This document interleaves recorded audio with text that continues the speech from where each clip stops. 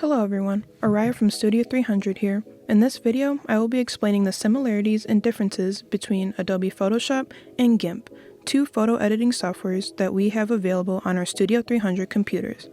I will go over the general layout of these programs, the main features that each of them possesses, and debrief the pros and cons of both. I will start by giving a brief overview of these two softwares. Let's start with Photoshop. Photoshop is a raster graphics editor that you can use to manipulate a variety of digital materials. It is considered the industry standard for photo editing software, as many professional photographers and artists utilize it. Their world-class developers are constantly putting out updates to the software. This is good because there are always new features for users to explore, but it can also be difficult for users to keep up with these new advancements. With that said, let's look at the Photoshop layout. When you first open up Photoshop, you will see the home screen. Here you will find tutorials,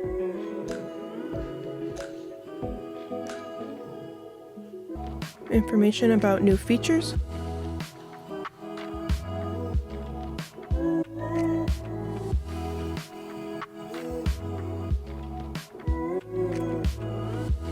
and most importantly, options for starting a new project.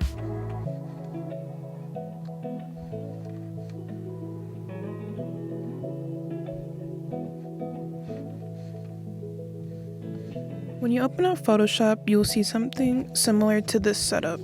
In the middle here is your canvas. This is where your image or other materials will appear for you to edit. On the left is your toolbar. Photoshop has a wide variety of tools for you to manipulate and edit your images. On top here, you will see the options bar.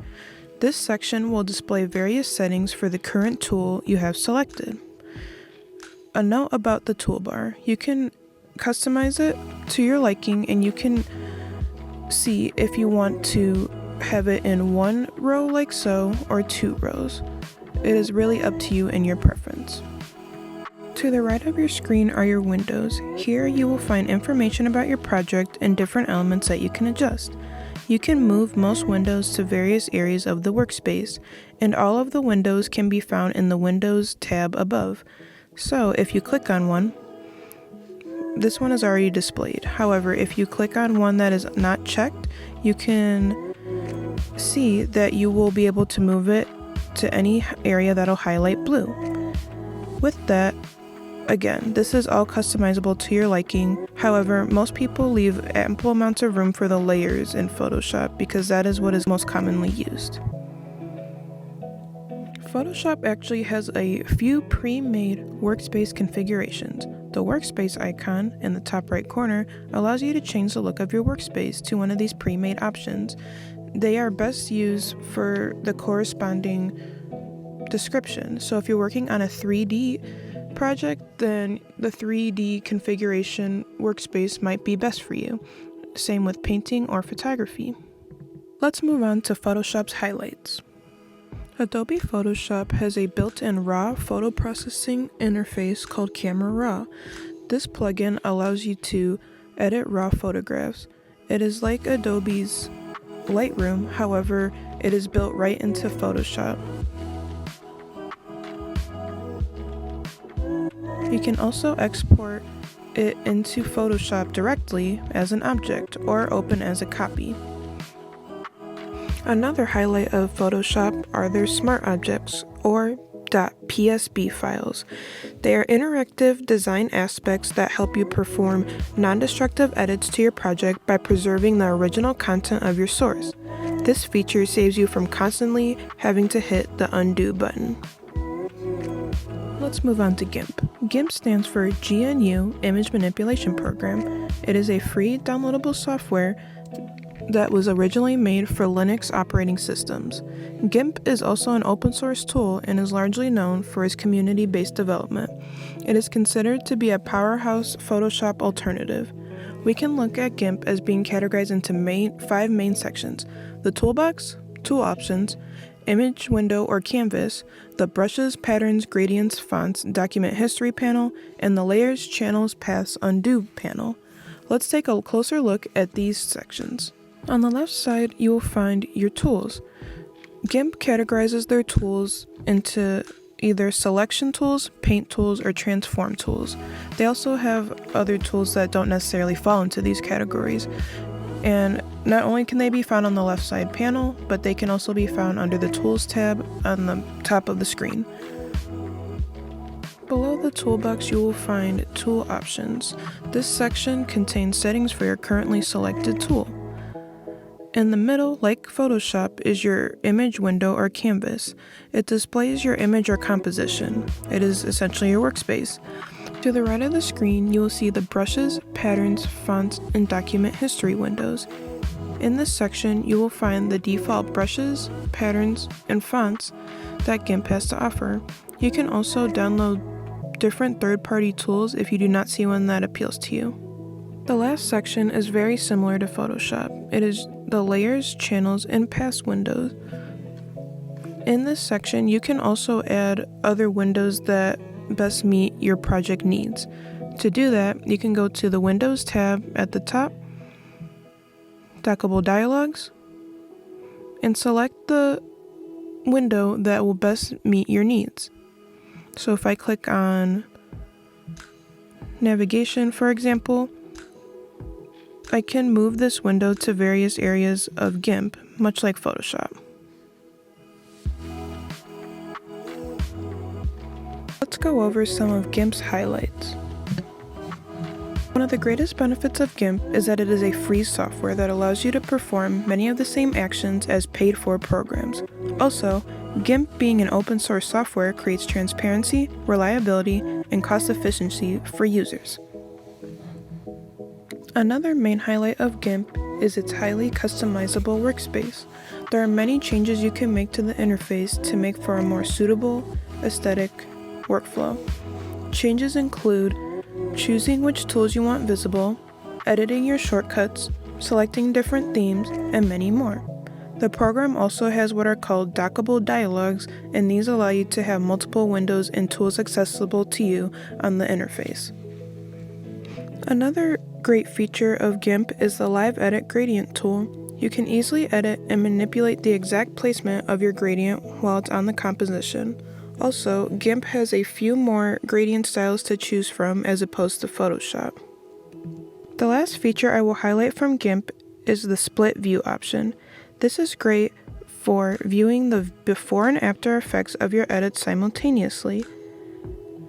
This feature divides your composition vertically to show you the preview, like so.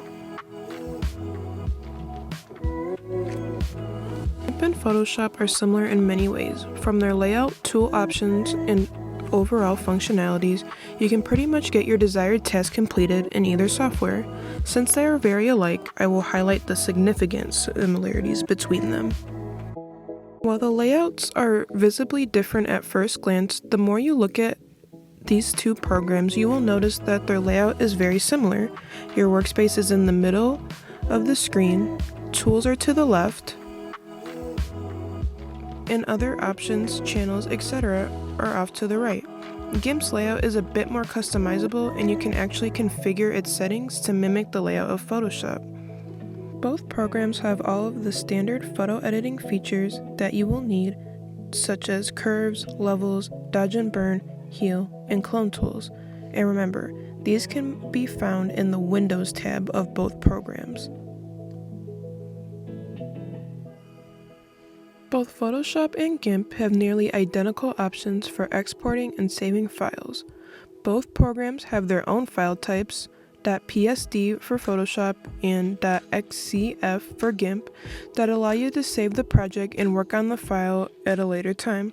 With that, they also have a variety of file export options, including JPEG, PNG, TIFF, GIF, PDF, and even Photoshop's file type, PSD, is compatible in both programs. Despite their similarities, there are some major differences between Photoshop and Gimp that you should note. The biggest difference between Adobe Photoshop and Gimp is going to be the pricing. Gimp is a completely free downloadable software that has occasional updates, whereas Adobe Photoshop is a subscription-based software that ranges from $9.99 to $39.99 per month, depending on the package you select. With this subscription model also comes more frequent updates to the software. Photoshop users have to remain up to date with these new features and general changes that come out on a more regular basis than Gimp users. These two programs also have some technical differences. The first being, Photoshop has a higher system requirement to operate and takes up more space on your computer, while Gimp is a less robust system that will not take up as much space. As you can see here, Photoshop requires at least 8 gigabytes of RAM space, while Gimp only requires 20 to 30 megabytes of space. Also, Gimp supports Windows, Linux, and Mac operating systems, while Photoshop only supports Windows and Mac operating systems. Another technical difference between Photoshop and Gimp is that Gimp does not support CMYK, only 8-bit RGB. Since CMYK is the color profile that printers read, Gimp is more suitable for digital art rather than print. The last major difference between Gimp and Photoshop is that Photoshop allows the convenience of using their editing capabilities via a mobile app. The app Photoshop Express Photo Editor is a free download, and you are able to use a variety of basic features even if you do not have the paid subscription version on your computer. The great thing about both of these software is that they have a vast assortment of resources to help you create your next project. For Photoshop, I highly recommend Adobe's website, helpx.adobe.com. Here you can toggle between beginner or experienced, and they have a variety of projects and other short tutorials for you to follow along with. For Gimp tutorials, check out Davies Media Design on YouTube. He has specific collections of videos dedicated to breaking down various aspects of the software. He also has in-depth tutorials. And as always, with your Fountaindale library card, you can search for classes on Photoshop and Gimp via LinkedIn Learning. This is a fantastic resource that grants you access to thousands of expert-led courses. Overall, Adobe Photoshop and Gimp are both great photo or graphic editing programs. If you're not looking to spend money on a software package, then I would recommend Gimp, as it has most of the same capabilities as Photoshop and a comparable layout. Photoshop, however, is rated and viewed in a more professional capacity, while Gimp is more often used for general purposes. However, this is all up to your personal preference. Thank you for tuning into this video, and make sure to stop by the studio soon to check out not only Gimp and Photoshop, but also all of our other great resources we have available.